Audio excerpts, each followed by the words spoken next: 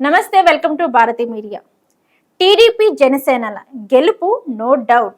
కానీ ఆ నియోజకవర్గాలలో ఒక్కోసారి ఎన్నికలలో ప్రజలు ఏకపక్షంగా తీర్పు చెబుతుంటారు.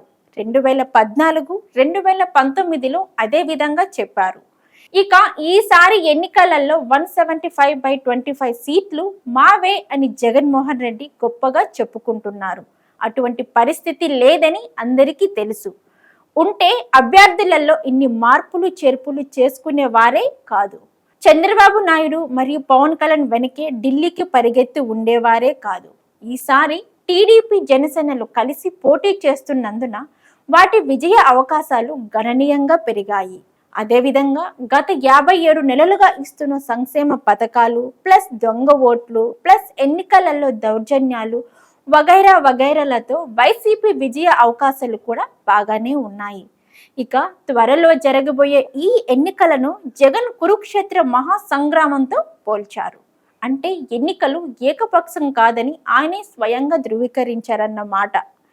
ఈసారి హోరాహోరీగా జరగబోతున్న ఈ ఎన్నికలలో టీడీపీ జనసేనలు 150 సీట్లు గెలవడం లక్ష్యంగా పెట్టుకొని తదనుగుణంగా సీట్లు సర్దుబాట్లు చేసుకొని వ్యూహాలు అమలు చేయబోతున్నాయి.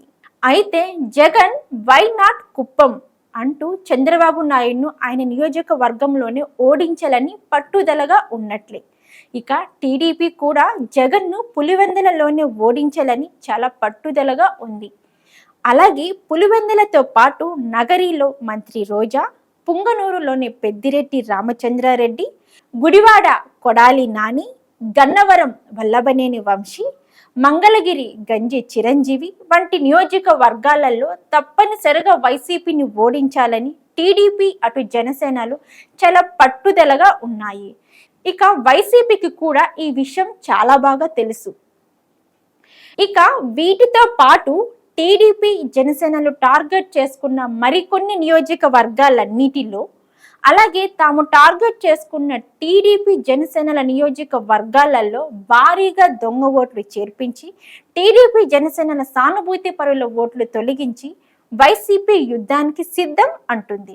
ఇక వైసీపీని ఓడించి అధికారంలోకి రావడం కంటే కూడా తమ టార్గెట్ నియోజకవర్గాలలో వైసీపీని ఓడించడమే వాటికి అతిపెద్ద సవాలు అని చెప్పవచ్చు.